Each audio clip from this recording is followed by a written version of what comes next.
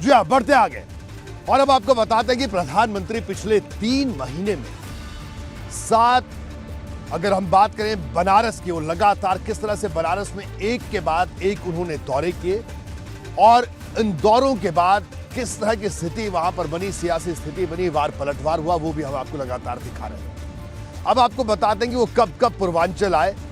मोदी का मिशन पूर्वांचल, देखिए इसको आंकड़ों के जरिए समझिए, तारीख दर तारीख समझिए।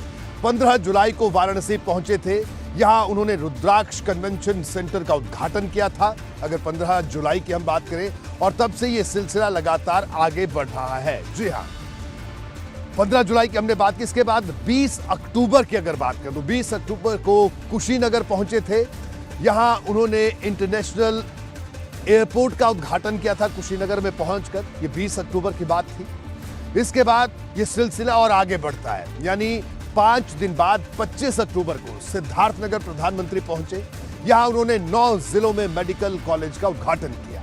यह भी एक बड़ा कार्यक्रम उत्तर प्रदेश के लिहाज से था, पूर्वांचल के लिहाज से था।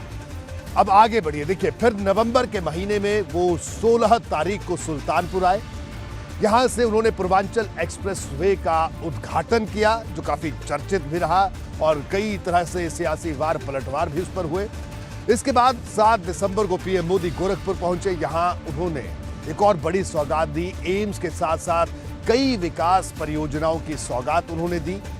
ये गोरखपुर में आकर प्रधानमंत्री ने ये सौगात दी। इसके बाद 6 दिन बाद 13 दिसंबर को वो वाराणसी पहुंचे, यहां उन्होंने काशी विश्वनाथ कॉरिडोर का उद्घाटन किया और ये भी अपने आप में एक बड़ा कार्यक्रम था। और 2 दिन पहले वो 21 दिसंबर को प्रयागराज पहुंचे थे, यहां महिला सशक्तिकरण के लिए कार्यक्रम हुआ और महिलाओं को पीएम मोदी ने कई सौगातें प्रयागराज में दी और ये सौगातें भी अपने आप में बड़ी थी। और 23 दिसंबर यानी आज के दिन पीएम फिर से वाराणसी पहुंचे, उन्होंने 2100 करोड़ की योजनाओं की सौगात वाराणसी को दी और इन तमाम सौगातों का असर पूरे पूर्वांचल में आने वाले दिनों में देखने को मिलेगा, ये माना जा रहा है। यूपी की सियासत में इन दिनों श्रेय लेने की लड़ाई भी चल रही है। भाजपा सरकार जिस भी बड़ी योजना परियोजना पर हाथ रखती है, उसे अखिलेश यादव अपना बता देते हैं। आज भी कुछ ऐसा ही दिखा। पिछली कुछ योजनाओं के बारे में मैं आपको बता दूं, जिन पर अखिलेश यादव ने अपना दावा ठोका। श्रेय की ये सियासी लड़ाई है। बीजेपी कह रहा है कि बीजेपी कहती है कि नहीं हमने किया, सरकार ने किया, लेकिन अखिलेश यादव कहते हैं उन्होंने किया। देखिए, बनास प्लांट वाराणसी शिलान्यास आज यानी 23 दिसंबर 2021 को हुआ। अखिलेश यादव का इस पर दावा है कि सपा सरकार में ये फैसला हुआ था, उनकी सरकार में ये तय हुआ था कि यहां पर ये प्लांट लगना है।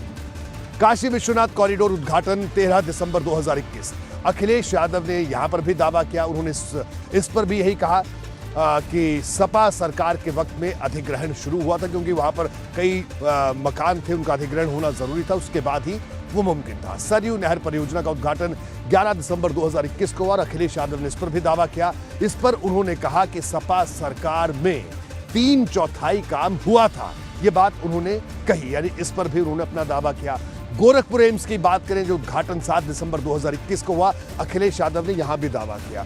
उन्होंने सीधे तौर पर कहा कि सपा सरकार में जमीन आवंटित हुई थी यहां पर एम्स के लिए, ये एक और उन्होंने दावा किया। इसके बाद कुशीनगर एयरपोर्ट उद्घाटन की अगर बात करें, जो कि 20 अक्टूबर 2021 को इसका उद्घाटन हुआ था, कुशीनगर इंटरनेशनल एयरपोर्ट का, अखिलेश यादव ने यहां पर भी दावा किया। उन्होंने कहा कि सपा सरकार में ही इसका काम शुरू हुआ था। ऐसे में उन्होंने कहा कि हमारे पास एक विजन था जिसको हम आगे लेकर बढ़ रहे थे।